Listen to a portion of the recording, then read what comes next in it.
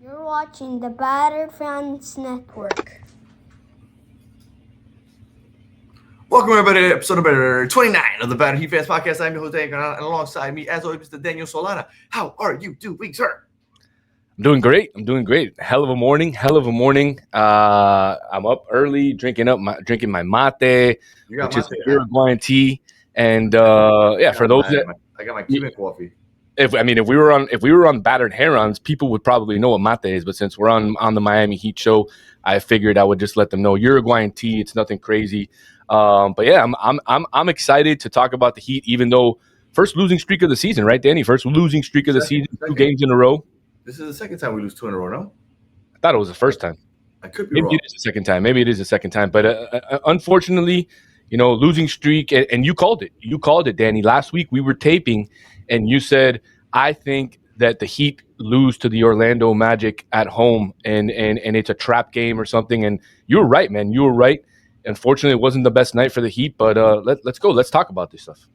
Absolutely, and I believe it's the second we lost to the Cavs and the Knicks back to back. And that's when Udonis sent that magical text that lit that fire under Khalil Ware. Right. So let's see, where do I start? Okay, I know where to start. We can't blame Tyler Hero for this one, Solana. So let's start there. We cannot blame Tyler Hero for this one. We scored 105 points because every time we don't hit like that 120 mark, I think that's that magic number, right? Everybody's like, we've been hitting 140 so many times, we have to hit at least 120. So when we've been at 10, because with Tyler Hero, since he came back, we hit like 106, coincidentally, that number, like 3 times. Yesterday, we hit 105. We're slowing down a little bit. Teams are starting to defend us. We're having a hard time getting on transition because our defense may be slipping just a little bit. And players are just not performing as well as they did. Our second unit felt like our strength to start the season. And it's starting to take a little bit of a dip. Jaime Jaquez isn't playing as well. Fontecchio, I want to say he came back to earth, but like I think he like came back to earth and just didn't stop and kept going. He's somewhere down in the core of the earth because he just fucking has plummeted so bad. It really sucks that things have not 14-9 isn't bad. 6 in the East right now. Like things aren't like the world isn't falling apart, but we couldn't keep that hot streak going, and that's fine. People expected us to not be as good as we've been. And I believe and trust that Spo's going to kind of right the ship. And this is just a little rough patch. I agree, man. I agree that this is just, and I just went and checked the stats again. This is actually the third 2-game losing streak that they've had this season. It was, it was just an unfortunate loss, right? The Heat played a decent first half, and then for some reason, it was the return of the third quarter last night. The Heat just could not do anything in that third quarter, and that's when the Magic kind of took advantage of the game, and then somehow in the fourth quarter, Spo lit a fire under the team's butt, and they were able to outscore the Magic in that fourth quarter, but they came up short. And we're going to talk about that last couple plays in the last 5 seconds because I don't know what happened. I don't know if they didn't run what Spo called or they did, and that's what Spo called. But I was completely confused at what happened in the last 5 seconds of the game between those 2 plays that the Heat ran. Well, one thing that really bothered me yesterday, and I don't know why. There's just some players sometimes that you watch and you just can't like them. I really dislike Jalen Suggs, and the fact that he was going off yesterday was driving me crazy. That's such a random name to say that you don't like. I mean, you could say Pablo Banchero, you could say Franz Wagner, you could even say Desmond Bain, but Jalen Suggs is such a random name to say. But you're right, man. He was on fire yesterday. 4-7 from 3, 22 points, and yeah, he's annoying. You know who he reminds me of? He reminds me of this guy from Boston, the guy, the bald guy from Boston. Derek White. Yeah, that's who he reminds me of. Well, by the way. I used to dislike Derek White, and then he cut his hair, and I was like, okay, he's not that bad anymore. Like I used to hate the hair. Desmond Bain. I feel like he was supposed to be the guy that really took that Magic to. And let me be clear, the Magic have been hot recently. Like they finally they got everything going. This is Banchero's first game back in like 10 games he missed. The Magic are a good team. So losing to them in Orlando isn't anything to like hold your head down. Like, oh my God, how did we lose to Orlando? That's a good squad. But Desmond Bane was supposed to be the guy that takes them to the next step. Desmond Bane hasn't been playing very well. At least I don't know how he's been since they started getting hot again. But I know to start the season, he wasn't playing well. And then yesterday, 2 for 16, 1 for 8 from 3. Like, the Magic are a good squad. Desmond Bane hasn't looked great. Why I'm talking about Orlando Magic so much, I don't know. There's people on this team that I just don't like. And, and we lost to them twice. The first time, Wendell Carter, a couple offensive rebounds. This game was really frustrating because even though we didn't play great, we were still in position to win. And I know you want to talk about that last play, but before that last play, Norman Powell, like we know who our go-to is. Our go-to is Norman Powell. Like, he is the guy. Like, he should have the ball. And I know that they drew up a play and they couldn't run it, and then they had to drop. Like, I get that things got a little wonky at the end, but like, we need to figure out how to get the ball to Norman Powell.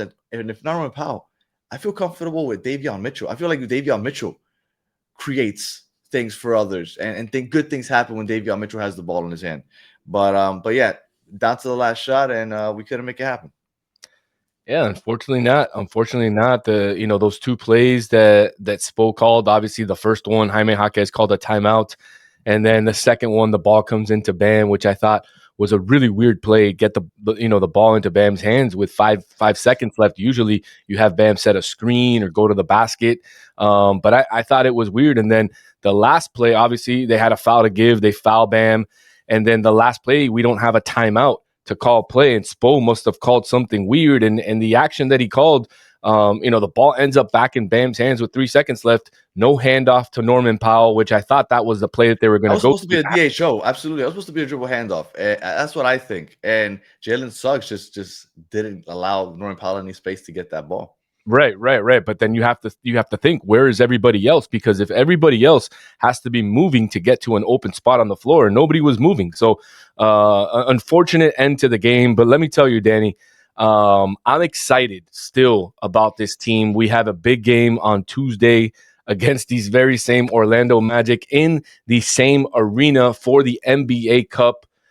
And look, even though the Heat are 0-2 at the Orlando Arena this year, I still have a lot of faith on Tuesday. I still have a lot of faith for the team to beat Orlando, make it to Vegas in the NBA Cup. And look, one more game tonight before that game. And look, I have so much faith in this team, regardless of how bad they play some nights.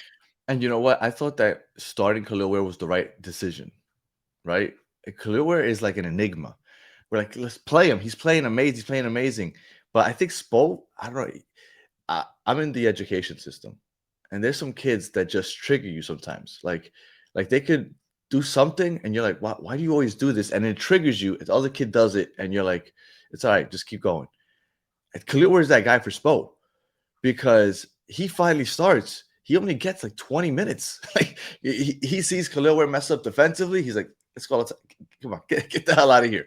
And it's like, I don't know if he's still trying to psychologically work with Khalil Ware, or he's just getting annoyed when he just does something wrong. But this Khalil Ware is gonna be it's weird. It's weird watching. I don't even know what to say about it, because it feels weird. It's like up and downs with him, not just with him, but the relationship with him and Spo. I don't know what's going on there.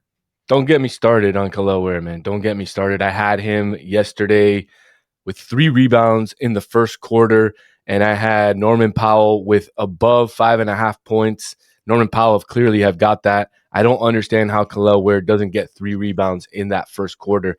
He costed me a lot of money, so I'm a little bit at Khalil Ware. But yeah, you sound like that Pelle Larsson game I was telling you about a couple weeks ago. Yeah. That's exactly it. Well, he had a tough game last night too, right? 0 for 4, 0 for 1 on threes, no points. But he had a +1 plus minus, which goes to show you that when he's in the game, the team plays better defensively, right? And I really like Pelle Larsson in that second unit. Look, Khalil Ware -18. I know, in 22 minutes, which is easy to do. That is not easy to do. That is rough. Unfortunately, he was in there when Franz Wagner was throwing up whatever he wanted to throw up, and it was going in. So look, a really frustrating game for the Miami Heat last night, especially if you're a Heat fan, especially if you cover the team. Frustrating game, but nothing to write home about. It's just the beginning of the season. I will tell you one thing. One thing that it has me a little worried, Danny, is the Heat's record away from home. They're 4-7 away. Meaning that they're 10-2 at home. Mm-hmm.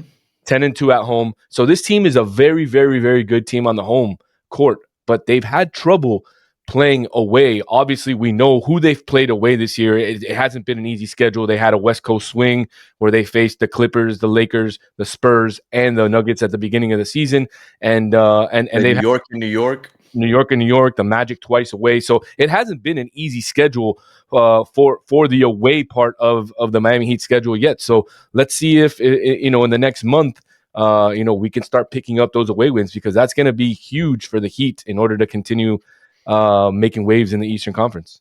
No, absolutely. Well, look, not too much to touch on in this game. I do want to say one last thing though. Davion Mitchell, 10 points, 7 assists. How many turnovers? Egg. Man, I'm gonna get me a Davion Mitchell jersey. Like, because I've been thinking I need to get a new. Yeah, no. Look, I know. I was like, I need to get me a new Vice jersey. I got the Dewey Wade from a couple years back. I need to get a new one. I considered Jaime. I'm not gonna do it. He's gonna get traded from. Like, he is a trade chip, and I'm convinced that he's gonna get traded. As much as I like him. Can I tell you who Davion Mitchell reminds me of?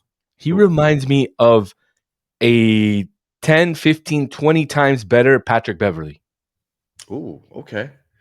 Maybe it's because I'm biased and he's one of my top 5 favorite players of all time, but he reminds me of Gary Payton, Gary Payton, a little shorter, and Gary Payton's a Hall of Famer, so right. So I'm not saying like 1-to-1 comparison, but like the dog in him, right? Like, he doesn't talk trash like Gary Payton though. No, he doesn't. But man, he does do so much for this team defensively, offensively, setting up the team, driving the ball. And he can hit a big shot if he needs to. Absolutely. So, absolutely. I love Davion Mitchell. I mean, that's why I told you my son, and it's no coincidence, Danny, that we met him. I think it was two games into the season, and my son told him, "Hey, you're my favorite player." I think that he's playing with that chip on his shoulder. Because I figured it out. So this is what we need. If we get into a rut, we got to get your son and Udonis Haslem's phone, and then we got to go ahead and have your son go talk to the team, and Udonis Haslem simultaneously text everyone. And we got a guaranteed NBA championship right there. No doubt. My son just has to go tell everybody that they're his favorite player, and they'll start playing with that chip on their shoulder. Like you said, have Udonis Haslem text the team that they need to do something, and you might figure it out. Let me text Spo. If we do that, well, tonight it's too late to do it tonight. So let's say we win tonight, 15-9. We'll go the season. We'll probably end the season 73-9. We could tie the Golden State Warriors. We got to make that shit happen. Let me see. I'll see if I can talk to my insiders that I know in the Heat and see if we can get my son in the locker room for before Tuesday night's game. Yeah, there you go. All right, we'll be back tomorrow to talk the Kings game. So if you're listening on audio, leave us 5 stars and a comment. If you watch on YouTube, please like and subscribe. And we'll be back tomorrow, hopefully talking about a dub and then getting ready for the NBA Cup. So until the next one, have a good one.